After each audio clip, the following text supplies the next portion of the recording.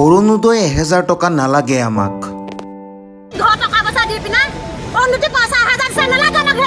আমাক আমাৰ সন্তান ঘূৰাই লাগে। কাৰোবাক যদি মাজনিশা ঘৰৰ পৰাই আটক কৰিছে, কোনোবাই আকৌ পলায়ন কৰি থকাৰ অৱস্থাত ধৰা পৰিছে আৰক্ষীৰ হাতত। নিশাৰে পৰা ৰাজ্যত অব্যাহত আছে বাল্য বিবাহ বিৰোধী অভিযান। ৰাজ্যৰ চুকে কোণে বিচাৰি বিচাৰি আৰক্ষীয়ে আটক কৰিছে হাজাৰ হাজাৰ অবৈধ স্বামীক। স্বামীক এৰি দিবৰ বাবে কাকতি মিনতি কৰিছে এইসকল লোকে।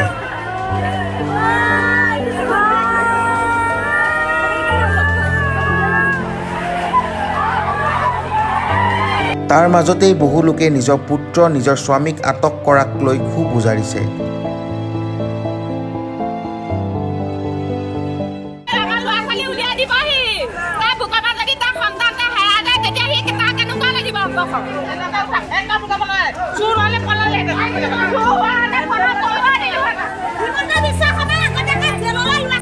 মুঠৰ ওপৰত হাহাকাৰময় পৰিৱেশ।